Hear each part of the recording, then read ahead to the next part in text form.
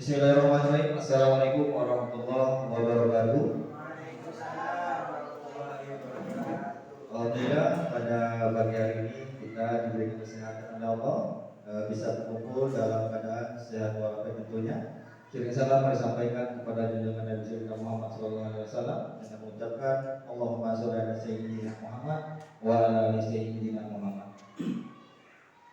Baik, untuk Bapak dan Ibu-ibu, saya Jeffrey, guru olahraga dari SD Negeri 19 Bengkalis, ingin menyampaikan proyek kelima. Dalam hal ini materi berbasis sport education model, yaitu terompa panjang.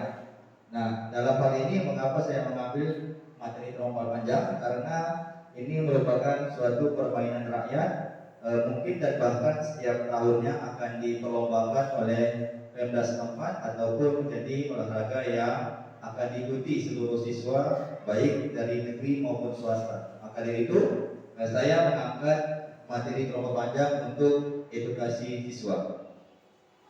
Baik, sini untuk RTL-nya yang pertama dengan tema bangunlah jiwa raga.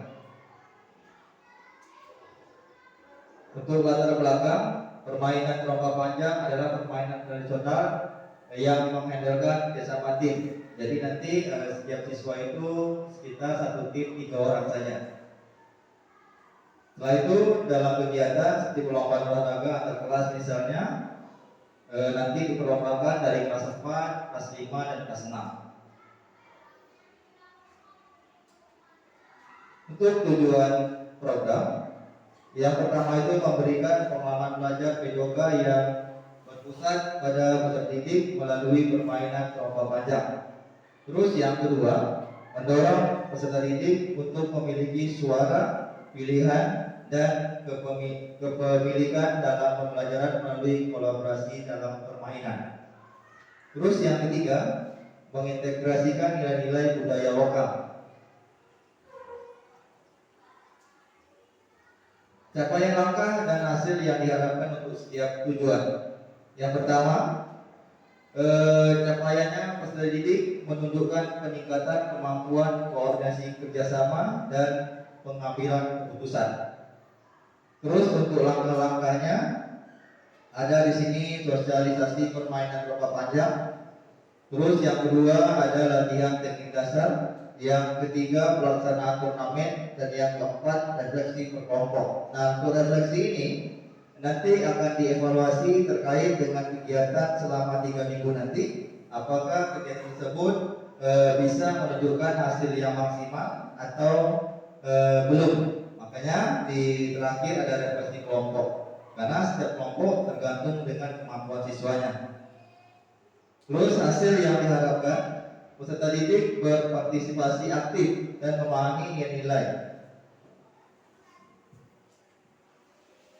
Struktur program dan mitra dalam komunitas belajar.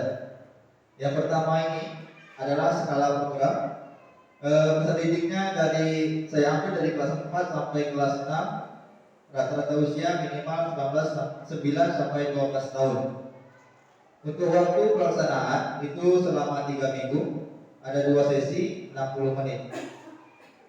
Tempat lapangan sekolah SD Negeri 19 Bengkalis. Untuk mitra komunitas belajar, yang pertama ada guru PJOGA sebagai fasilitator, orang tua untuk mendukung ketersediaan alat dan apresiasi, dan yang ketiga siswa kelas.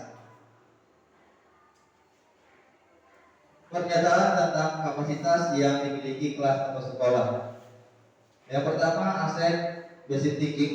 Sekolah memiliki lapangan luas dan alat permainan terompa panjang yang dapat digunakan. Yang kedua, dukungan orang tua ini sangat penting untuk komunitas lokal.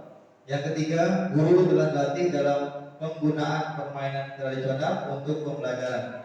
Dan guru ini bukan hanya guru PJOK saja, kita bisa berkolaborasi dengan guru baik. Setelah itu bisa berkolaborasi dengan guru budaya daerah atau prakarya. 3 guru bisa masukkan untuk tercapainya permainan tersebut. Rencana evaluasi. Yang pertama itu informasi dikumpulkan melalui survei-survei. Terus yang kedua, data akan dianalisis untuk mengevaluasi tingkat keterlibatan siswa dengan kemampuan motorik maupun nilai budaya. Nah, di sini ini evaluasinya setelah data kita kumpul, apakah data ini melibatkan siswa seutuhnya ataupun nantinya siswa itu hanya bermain karena tekanan gurunya menyuruh dia hanya masuk saja, sedangkan ini ada bakat di situ. Tapi karena takut sama guru, maka dia akan ikut saja. Makanya data yang kita ambil dari pertama akan diolah untuk mengetahui sejauh mana keterlibatan siswa dalam ikut partisipasi.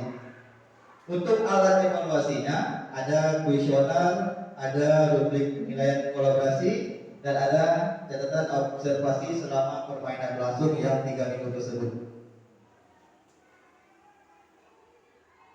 Untuk kemungkinan tantangan, yang pertama tantangannya peserta didik kesulitan dalam koordinasi awal karena belum terbiasa dengan permainan. Ini adalah hal yang biasa karena apapun yang awal dilakukan tanpa yang tahu, maka kita akan agak sedikit canggung. Terus yang kedua, kekurangannya alat permainan jika peserta yang terlibat melebihi kapasitas. Nah, di sini nih mungkin ini sering terjadi karena siswa kita ramai yang ikut, sedangkan alat biasanya hanya ada 2 pasang saja. Otomatis yang ini genanya di sini. Itu tantangan. Solusi. Yang pertama, memberikan latihan intensif pada sisi awal untuk membangun koordinasi dan kerjasama. Ini boleh dilihat di YouTube ataupun di media sosial lainnya untuk edukasi awal. Sedangkan yang kedua, manfaatkan sumber daya lokal untuk membuat alat permainan tambahan seperti trompa dari bahan sederhana. Nah, yang di sini ketika tantangan tadi ini kurang alat, kita boleh memanfaatkan alat yang di sekitar. Contohnya, ada dari sekolah yang memiliki kayu yang tidak dipakai, itu bisa kita gunakan, kita buat alat karet saja, menunjukkan kepada siswa itu, oh ini loh trompa panjangnya. Oke, hanya itu yang bisa saya sampaikan. Untuk Bapak, Ibu-ibu, jika dalam penyampaian saya ada pertanyaan, silakan ditanyakan terkait dengan proses perkembangan program P5 untuk diterapkan di sekolah.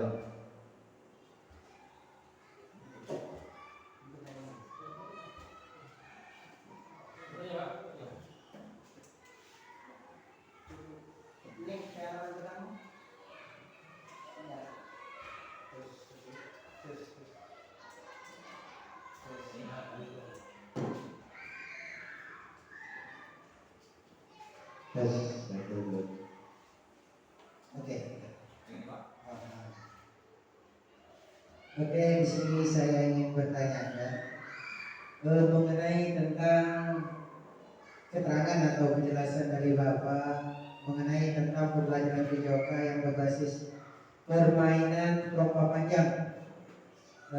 Berdasarkan penjelasan tadi, kami sangat memotivasi untuk rekan-rekan lain dalam pelaksanaan permainan yang berkenaan dengan permainan rakyat. Cuma di sini sedikit ingin kami pertanyakan mengenai tentang penyampaian tadi, sangat jelas sekali kalau saya menilai bahwasanya untuk pelaksanaan itu kira-kira bagaimana pelaksanaan itu akan dilakukan. Jadi itu saja yang saya sampaikan. Sekian, terima kasih. Assalamualaikum warahmatullahi wabarakatuh. Baik, terima kasih kepada Bapak yang telah memberikan pertanyaan terkait dengan bagaimana sih pelaksanaan program yang akan dilaksanakan untuk trompa panjang. Untuk pelaksanaannya kita ada tiga sesi, maksudnya 3 minggu. Minggu pertama, kedua, dan 3. Nah, untuk minggu pertama itu kita memberikan pembelajaran dasarnya, mengenalkan suatu alat kepada siswa. Habis itu bagaimana teknik dasarnya, itu belum bermain, masih perkenalan alat dan juga langkah-langkah dominannya. Itu yang pertama, minggu pertama. Itu lebih kepada spesifiknya dasar. Itu minggu pertama. Terus untuk minggu kedua itu baru kita berikan dia permainan yang sebenarnya, yang sudah didapatkan di minggu kemarin. Minggu ini kita terapkan kita ajarkan bagaimana sih untuk kelompok panjang dimainkan dengan kelompokan yang sebenarnya. Di situ ada wasitnya, pesertanya, semuanya diambil untuk wasit dan peserta dan siswa semua. Guru hanya menjadi fasilitator dan juga menjadi dorongan saja. Semua dia yang bergerak, kita hanya beri arahan saja. Itu untuk minggu kedua atau pertemuan kedua. Sedangkan pertemuan ketiga itu adalah evaluasi nanti. Nah, evaluasi setelah dilakukan di minggu kedua, apakah yang sudah dibuat di minggu kedua itu sesuai tak dengan prosedur yang ada, ataupun yang dibuat sesuai tak dengan kelompokan yang sudah ditetapkan oleh durinya. Nanti di situ kita evaluasi terkait dengan kemampuan siswa. Nah, alat yang dibutuhkan tadi yang saya sampaikan ada rubrik penilaian, kuesioner, dan juga angket sebagainya. Itu untuk proses pelaksanaan selama 3 kali pertemuan ataupun 3 minggu. Ya Pak, terima kasih. Baik, ada lagi pertanyaan terkait dengan programnya? Oke, kalau tidak ada cukup. Semoga program ini bisa kita terapkan di sekolah masing-masing. Besar harapan kami, semoga apa yang kami buat setidaknya memberikan kontribusi kepada sekolah untuk pengembangan olahraga tradisional. Cukup sekian dari saya. Lebih dan kurang saya mohon maaf. Assalamualaikum warahmatullahi wabarakatuh.